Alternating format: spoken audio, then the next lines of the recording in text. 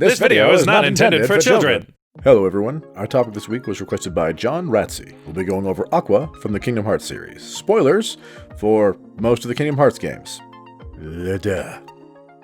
Okay, so Aqua is one of the playable characters in the series, and the poor woman has arguably the worst life in the entirety of Kingdom Hearts. And while her personal hero's journey starts and ends well, she spends an absolutely abhorrent amount of time stuck in her simultaneously literal and figurative abyss. She first appears in Kingdom Hearts Birth by Sleep, a prequel to the primary Kingdom Hearts trilogy. In Birth by Sleep, the player controls three characters, Aqua, Terra, and Ventus. Essentially, you play through each of the worlds 3 times, one from the perspective of each character, forging the complete story once you've played through with all 3 characters.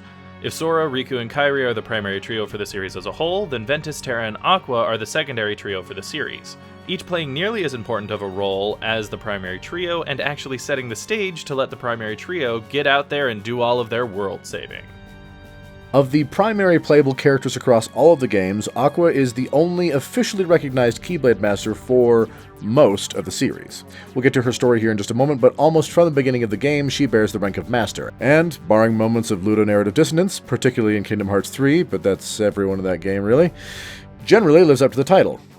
In broad terms, the playable characters from Birth by Sleep are broken into 3 combat categories, with Terra being the most physically powerful, Ventus being the fastest, and Aqua being the most gifted magic user. As a fully trained Keyblade Master, she is incredibly agile, skilled in melee combat, and presumably has all the knowledge of how to best wield a Keyblade both in battle and for advanced Keyblade shenanigans. This is the first game to portray turning one's Keyblade into a glider to travel from world to world, for example. She is especially gifted with magic, with most of her special unique traits being magically focused. Uniquely to the Birth by Sleep trio, she, like her friends, also has a special suit of armor that can be summoned by touching the armor piece worn on her left arm. The armor's primary purpose is to shield the wielder from darkness and darkness-related effects. She's kind, caring, especially for her closest friends, and generally looks to do good in the world and has paid attention to the moral lessons she's been taught and lets them guide her. Though, like her friends Ventus and Terra, she is initially somewhat inexperienced as a person, despite her advanced skills and training. Aqua trained under Ericus, a Keyblade Master, alongside her close friend Terra for an unknown number of years. Sometime during their training, Xehanort, the series' overarching antagonist, and a former peer of Ericus, dropped off his former pupil, Ventus, to continue/restart his training under Master Ericus as well. In the years that followed, Aqua, Terra, and Ventus would all become fast friends.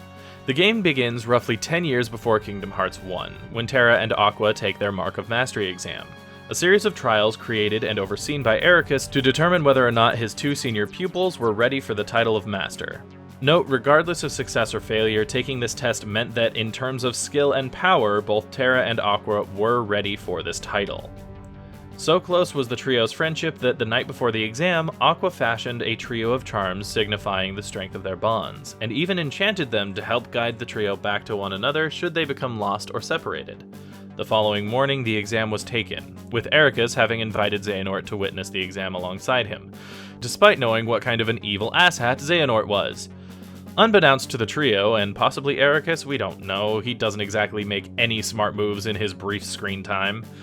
Xehanort influenced the trial, causing the darkness within Terra's heart to flare up and manifest. As a result, Aqua was deemed to have passed the exam, while Terra did not. While Ericus took Aqua aside to explain to her the duties that would now be required of her as a master, Xehanort manipulated events to set the rest of the game in motion. Obligatory fuck. Prior to dropping Ventus off with Ericus, Xehanort had been training with Ventus, and had split the boy's heart in 2, a heart of pure darkness and a heart of pure light. The process nearly killed Ventus, and Xehanort gave him to Ericus to recover. Ventus's evil half, Vanitas, generated creatures called the Unversed, which served as the enemy type in Birth by Sleep. Almost immediately after the completion of the Mastery exam, Ericus was informed that the Unversed were appearing on numerous worlds, and that Xehanort had vanished. He dispatched both Terra and Aqua to investigate Xehanort's disappearance and stamp out any Unversed they found along the way, telling Terra that this was a second chance to qualify for Mastery, and telling Aqua to watch Terra and ensure that he did not fall to darkness. Terra left first, with Ventus chasing after him via Xehanort's machinations to help ensure Terra's safety, followed by Aqua, who is meant to look after both of them. Over the course of the game, each of the trio deal with their own problems and insecurities, growing as people and as warriors. Occasionally, their paths intersect, with two being on the same world simultaneously for a brief time, but mostly they just miss each other, finding the results of their friends' escapades after the fact. Notably, Aqua also meets Sora, Riku, and Kairi as young children during her travels, unintentionally granting the power to wield a Keyblade to Kairi after saving her from a pack of Unversed, and encouraging Sora and Riku to look out for each other. She'd even originally planned to give Sora the power to wield a Keyblade, but elected not to after realizing that Terra had already journeyed to that world and given Riku the power to do so, feeling for some reason that not giving Sora such power would prevent the two boys from having the same relationship struggles that she and Terra had. Friendship problems that would rear their head most notably about halfway through the game when the trio reunited for the first time, working together to take out a boss before all cards are laid out on the table. Terra and Aqua treat Ventus like the kid brother in over his head and in need of going home for his own safety, while Aqua reveals her concerns/suspicions regarding Terra, who'd been manipulated into doing some shady things in his story and was convinced that Xehanort was his ally. It's also revealed that one of Aqua's tasks was to, quote-unquote, spy on Terra. The three separate with a temporarily damaged friendship and hurt feelings. At the climax of the game, however, the trio reunite once more, having learned of Xehanort's manipulations. He'd been pushing them to separate, pushing Terra to delve into the powers of darkness so that Xehanort could use his younger body as a new vessel, getting their master killed along the way, while also pushing Ventus to grow in strength so that he could clash with Vanitas and form the Keyblade, the key to the true Kingdom Hearts and the way to remake the world. While he'd either ignored Aqua or just tried to keep her out of the way. Together once more, they swore they'd never separate again. And with the help of King Mickey, another Keyblade wielder they met along the way, the trio fought and defeated Vanitas and Xehanort, but not before Xehanort stole Terra's body and Vanitas and Ventus refused, forming an imperfect Keyblade, since Ventus was fighting Vanitas internally, leaving Ventus in a coma after overcoming his evil half. The destruction of the Keyblade resulted in the friends being scattered to the winds. Eventually, Aqua took Ventus back home, though it had been largely destroyed, and using a trick shown only to her by Ericus, warped the reality of the world, creating an unnavigatable maze in which she hid Ventus's comatose form while she went in search of Terra, knowing that all she could do for Ventus was wait and believe in his ability to recover. The coma thing was a result of trauma to the heart and soul, nothing physical. Aqua then tracks down and faces Xehanort in Terra's body. She defeated him in battle, thanks in part to Terra fighting Xehanort from the inside. In response to this, Xehanort used his Keyblade on himself in an attempt to lock Terra's heart away. But the process knocked him unconscious, and Terra's body began to literally slip through a portal into the realm of darkness. Aqua chased after him and eventually caught him, but the portal had been closing behind them the whole time, and she realized that her glider wasn't fast enough to carry both of them back through the portal in time. So she conjured up her armor, willing it to hold on to Terra and pilot the glider back through the portal to the Realm of Light, while she plummeted into the depths of darkness itself. She succeeded, throwing Terra back into the Realm of Light, though unbeknownst to her, he was still possessed by Xehanort, and though his memories were now gone, he would eventually regain them and once again set in motion his evil plans. Aqua, meanwhile, was stranded in the Realm of Darkness, without the armor meant to protect her from its influence or her own Keyblade. Though she had taken Ericus's Keyblade with her after leaving Ventus at home, so she was not defenseless. This is where the horrible part of her life really starts. The Realm of Darkness eats away at your heart and will just as a byproduct of its existence. That's why the trio had armor specifically designed to protect them from its power, and why Ericus was so worried about the darkness in Terra. It's a naturally corrupting essence, and Aqua is now, for all intents and purposes, stuck swimming within the very source of all that darkness. The game ends with her surrounded by giant Heartless, shown to be some of the most powerful of their kind throughout the series.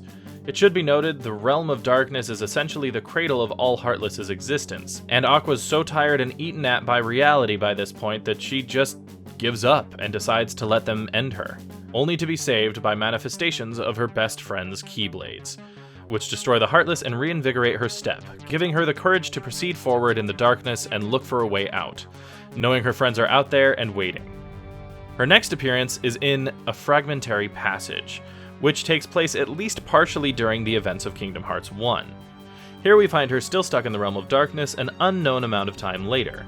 Time is specifically mentioned not to have any meaning in the Realm of Darkness. Aqua doesn't know if each step she takes translates to a minute, a day, or a year back in the Realm of Light. The game begins with her stumbling across one of the worlds she had traveled to back in the Realm of Light. consumed by darkness and now down there with her. She becomes increasingly more worried as she finds more and more worlds swallowed up by darkness, knowing that something terrible must be going on back in the world of light for this to be happening. More importantly, though, she spends the game being forced to face her personal demons, her fears and self-loathing, sometimes even given physical form, as she has to fight off the darkness trying to consume her, while also seeing visions of Terra and Ventus which guide her and give her strength. Eventually, she comes across one set of Terra and Ventus projections that she realizes are real, with Ventus remaining silent considering his comatose state while Terra speaks to her, eventually revealing that Xehanort was in control of Terra's body and that Terra was fighting him, but that Xehanort was looking for Ventus's body. While Terra and Xehanort fought, Aqua and Ventus were swept away through a portal of darkness, and we next see Aqua floating through the realm of darkness, ready to give up once more. She was so tired and so drained. Luckily for her, Mickey showed up at that moment, having been guided to her by her heart and the bond she shared with her friends. It's at this point that we learn Aqua has been down there for 10 years, all alone, with no protection but her own will, in a world that was literally trying to consume her very heart and soul. Mickey reveals that he had no idea she was down there before this moment, and was there to find one half of the key to a door between the realms of light and dark that was seeping Heartless into the realm of light. Sora had the other key, but they needed a key from both realms, utilized from both sides, to shut the door. Revitalized by the appearance of a friendly face and informed during the conversation of the danger their worlds faced, Aqua, of course, offered to help, surprised and impressed to find that the young boys she'd met 10 years ago, Sora and Riku, were helping to keep the realm of light safe in the absence of she and her friends. She and Mickey explored the realm of darkness for a time before finding the Keyblade that acted as this side of the door's key. The two of them then made for the door, planning to shut it with the help of Riku, who Mickey knew was also in the realm of darkness and heading for the door. When they arrived, they found Riku being pursued by a horde of Heartless. Aqua corralled the Heartless, keeping them off of Riku and Mickey's back while they closed the door. But during the fight, she was forced back through the passage she and Mickey had taken to get there, and the passage was sealed behind her. Frustrated, Mickey sealed the door to the realm of light, and he and Riku eventually escaped back to the realm of light without her. Thankfully, though, dealing with her personal demons and reuniting with old friends had instilled within Aqua a new sense of purpose. She bravely fought off that horde of Heartless, destroying them with a confidence and clarity she hadn't possessed in years. She vowed that she would return to the world of light, find and rescue her friends, and help put an end to the threats to the realm of light, and until then, she would wander as a beacon of light in the realm of darkness, ready to find anyone else who was lost in its depths. With Mickey's success in closing the door, the world in which she fought was returned to the realm of light, and so was her master's Keyblade, taken up with the world, though she remained in darkness. A fragmentary passage ends where Kingdom Hearts 3 begins. We next see Aqua, about 2 years later, stumbling upon a scientist who'd been lost to the realm of darkness thanks to the events in Kingdom Hearts 2. The two conversed, with the scientist catching Aqua up on many of the events that had transpired while she'd been trapped down there. As their conversation draws to a close, it becomes clear that despite the fact that Aqua had now been stuck down there for 12 years, she was still going strong, her hope in life seemingly undiminished since her brief encounter with Mickey, and only reinforced by the scientist's tales of the success of Sora and the others back in the realm of light. Unfortunately, due to temporal shenanigans, the two are attacked by the first game's boss, and without a Keyblade, Aqua proved no match for him. He made off with the scientist, but not before hitting Aqua with some sort of darkness-infused blast that did what even the realm of darkness itself had so far been unable to do: corrupt Aqua and turn her to darkness. Finally, Mickey and Riku arrived, finding the corrupted Aqua and engaging her in battle while she spit spiteful words Mickey's way for leaving her there alone and afraid, knowing what the realm of darkness would eventually do to her. It should be noted that when Riku initially learned that Aqua had been trapped down there for years and was the one who'd saved him in the realm of darkness, he was also angry about the situation, but was told that Mickey was ordered to keep it from he and Sora because the two of them had a bad case of protagonist syndrome and would have dived into the realm of darkness to save Aqua without any plan for getting back out, leaving the forces of light down 3 Keyblade wielders instead of 1. So, no move had been made until they thought they could find a way back to the realm of light reliably. With the aid of Sora, who arrived later, they defeated Aqua, cleansing her of her darkness and bringing her back to the realm of light. When she awoke, surrounded by allies on a world she recognized, she was at first distraught, assuming that rather than being rescued, that world had fallen to darkness as others had. When they told her that she was finally back in the realm of light, she cried tears of joy and just broke down for a moment, able to relax her guard on her entire being for the first time in over a decade. She went home straight away, unwarping reality to pull Ventus from his now 12-year slumber with the aid of Sora, who'd mostly unknowingly been safeguarding Ventus's heart that whole time. Afterward, the two joined Sora and the rest in battle against Xehanort and his forces, facing down Xehanort and Terra's body, plus like half a dozen other temporarily displaced Xehanorts. Eventually, working together with Sora to free Terra's heart, long trapped under command of Xehanort inhabiting his body. They annihilated that version of Xehanort, freeing Terra and returning his body to him. The trio were united for the first time in 12 years, and they banded together with Sora and the others to face Xehanort, eventually defeating him and keeping him from unmaking/remaking the world, everyone in it be damned. Sora, though, vanished in the aftermath, and each of his friends, Aqua included, split across the worlds to search for him. Eventually, Aqua, this time wearing her anti-darkness armor, and with her friends Terra and Ventus in tow, plunged into the realm of darkness once again, hoping perhaps to find the missing Sora down there, somewhere. And that's basically Aqua, longest suffering member of the Kingdom Hearts cast. We hope you enjoyed this video. If you did, please leave us a like and maybe share it with someone you know might like it. If you have ideas for videos you'd like to see in the future, do like John Ratsey and let us know in the comments down below. If you'd like to see more videos from us in the future, be they lore, let's play, or other, go ahead and hit that subscribe button. In the meantime, this has been True Masters and Morons, signing off. Thanks for watching this video. If you'd like to see more like it, hit that subscribe orb. To see our last Let's Play, click or tap the link on the right. For our last lore video, click the link on the left. Thank you to all of our patrons for making these videos possible. Thanks for watching, and we'll see you next time.